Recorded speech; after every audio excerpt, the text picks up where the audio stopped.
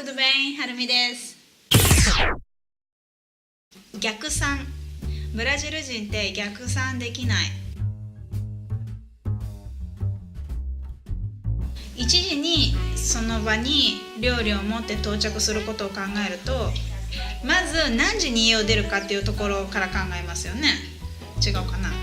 じゃあ距離とか考えて、じゃあ12時半には家を出たいってなると、じゃあ次12時半に家を出るにはこうして身支度するのにはこんだけの時間がかかって、で料理も作らなきゃいけないから、そうなるとこうでああでこうで、じゃあ何時に起きてとか、もっと言うと何時に寝てとか、そうやって後ろから考えていく、そういうのを私たち逆算って言いますよね。そういう考え方がブラジルにはありません。そんな会話をブルーノとした時に、何それ逆算ってみたいな、それを一個一個私が説明したら、すごいなんかブルーノ目を輝かせて、すごいみたいな、そんな考え方があるんだ。あの顔が忘れられないけど。あと逆算で思い出したけど、私たちよく逆にって口癖のように言うじゃないですか。人にもよるけど、逆にって特に逆でもないのに逆にって言ったりしませんか？でもポルトガル語の表現にはその逆にっていう表現ってなくて、カチンとくるのが、だって私たち多分そんなにかえって逆でもないのに逆にっていうよね。だからなんかそういうこと考えてたら、日本人って逆算、逆にして考えるのが好きなのかなって、ちょっと思ったんですけど、貯金、そう貯金っていう考え方なのかな、これ。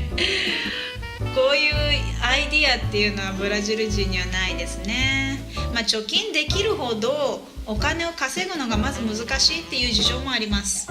もちろんやっぱり最低賃金とか、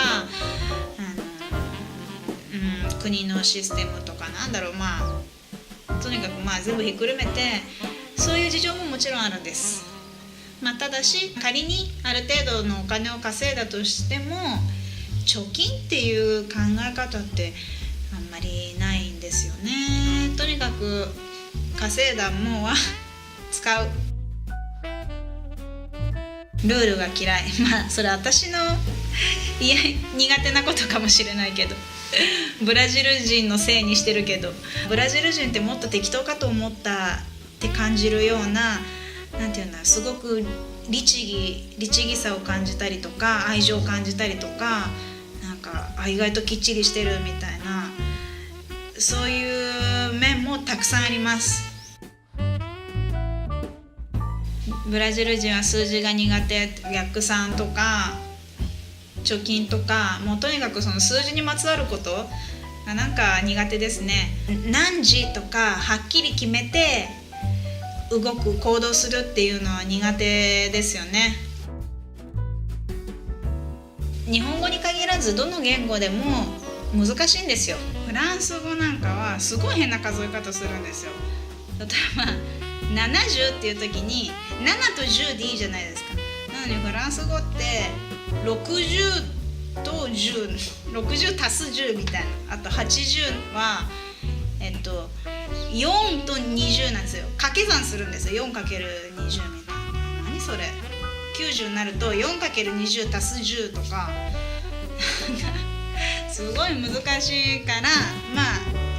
別にブラジル人が特に数字に弱いっていうわけじゃないけど、もう日本語教えてて、月の数え方、月って1月2月3月なんですけど、私たち数字使うから6月とかやったらパッて何月かも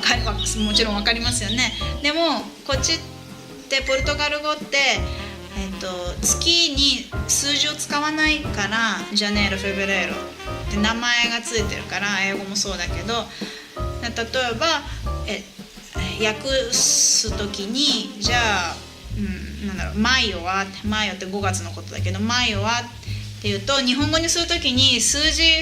で5って出てこないと日本語で言えないから、そこがすごいつまずくんですよ。マイオってまず何の数字なのかっていうのを考えないと、彼らは日本語に訳せない。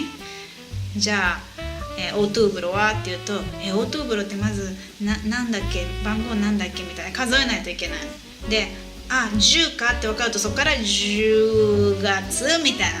でも面白いのが曜日の方は数字を使うんですよ。例えばこのセグンダフェーラって月曜日のことだけど、セグンダって2番目のことなんですよ。2番目なので、セグンダってこうやって文字で書く代わりに2丸って何番みたいな。で次火曜日はテッサフェーラ。テッサって3番目のことなので、違う、テッサが3番目じゃなくて3番目のことはテッセーラっていうけど、テッセーラ。テッサは3、これが火曜日のこと。水曜日コアフタ。これ4番目の意味です。4っていう意味を持つので1234なので、これが水曜日のこと。キンタフェーラ。キンタかこうか。キンタは5番目の意味なので、キンタセシタは6番目のことです。なのでこうです。サーバドとドミンゴはサーバドが土曜日で、ドミンゴが日曜日。これはね、数字ない。7とか8とかは使いません。なので月曜日から金曜日を表すには23456、こうやって表すんですよ、ポルトガル語って。私たちにはピンとこないですよね。だからこんな感じで、逆にブラジル人にとっては1月2月3月を数字を使って表すのってなんかピンとこないっていう、だから数字に弱いとか強いとかじゃなくて、これはこういう文化の違いですね。じゃあね、チャチャベージュ。